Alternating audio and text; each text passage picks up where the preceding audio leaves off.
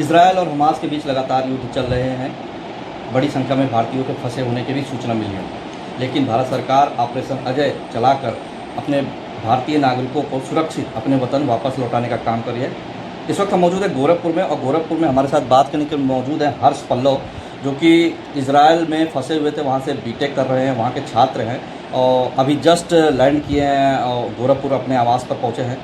तो हर्ष जी, क्या माहौल है, कैसा लग रहा है अपने वतन वापस लौट कर? वतन घर आके खुशी लग रही है, सबको खुशी लगती है। तो जो भारत सरकार ये मुहिम की है कि सबको, और ये जो मुहिम स्टार्ट हुआ ये काफ़ी टाइमली था, और जो रेस्क्यू ऑपरेशन हो रहा है वो काफ़ी स्मूथली हो रहा है। तो अब आशा करते हैं कि जल्द से जल्द बाकी बच्चे भी भारत वापस आ जाए। आप थोड़ा से नर्वस दिख रहे हैं, क्या लगता है कि ये नर्वस जो है वो इजराइल का ही अभी तक भूल नहीं पाए हैं क्योंकि वो लगातार आसमान में वो जो रॉकेट वगैरह बजते रहते थे? कैसा माहौल था, क्या लगता था, कितना बुरा था इतना दिन?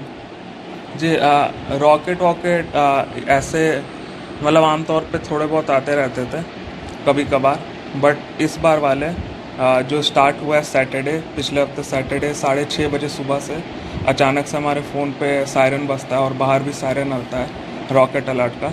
तो हम लोग तुरंत शेल्टर रूम में भागते हैं। फिर उस दिन से लेकर अभी तक लगातार हर दिन तेल अवीव एरिया में जहाँ पे हम रहते थे, वहाँ पे हर दिन अप्रॉक्स एक दिन में 4 से 5 बार सायरन बजते थे। और तेल अवीव एरिया में रॉकेट आने में 90 सेकंड का टाइम लगता है, तो हम लोग को 90 सेकंड मिलता है कि शेल्टर तक पहुंचने का। नहीं तो आप जो कि उस युद्ध के चश्मदीद गवाह हैं, कैसा वहाँ का माहौल है? क्या लगता है स्थिति कब तक सामान्य होगी या इससे भी बदहाल स्थिति हो सकती है? नहीं, उम्मीद करते हैं स्थिति जल्द से जल्द सामान्य हो। अभी भी काफ़ी सामान्य हो गई हैं सारी स्थितियाँ। जैसे तेल अवीव एरिया में काफ़ी सुरक्षा बढ़ा दी गई है, और नॉर्थ और साउथ एरिया में भी धीरे धीरे स्थितियाँ समान हो रही हैं।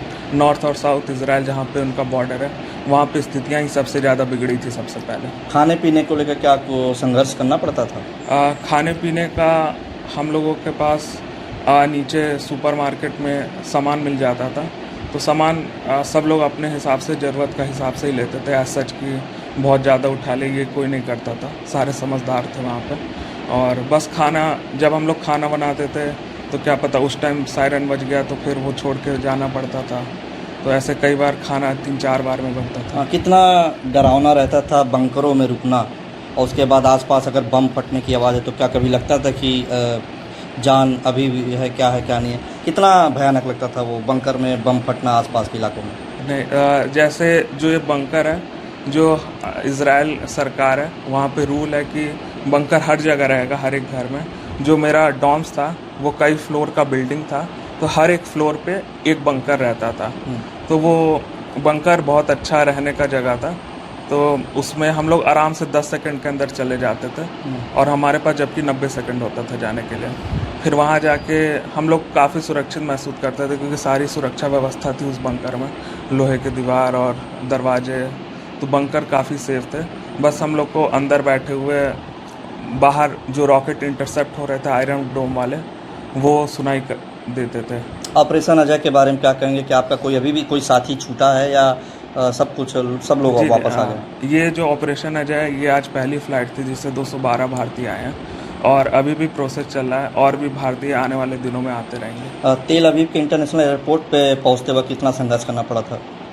तेल अवीव, क्योंकि मेरा घर जहाँ पे हम रहते वो तेल अवीव एयरपोर्ट के पास था, तो हम लोग टैक्सी से ही आ गए थे। बट कई लोग ऐसे थे जो साउथ से आए थे, तो उनको थोड़ा पब्लिक ट्रांसपोर्ट और इससे आना पड़ा था, तो उनके लिए थोड़ा दिक्कत हुआ। तो आप थे गोरखपुर के लाल हर्ष पल्लव, जो आप देख सकते हैं अपने परिवारजनों के बीच में मौजूद हैं। ऑपरेशन अजय के तहत इनको गोरखपुर में वापस सुरक्षित लाया गया, अपने वतन में वापस सुरक्षित लाया, अपने परिवार वालों के बीच में है, और साथ ही साथ इनके परिवार वाले भी एक खुशी की लहर है, और साथ ही साथ ऑपरेशन अजय की भूरी भूरी प्रशंसा कर रहे हैं। तो रवि गुप्ता, आज तक के लिए, गोरखपुर से।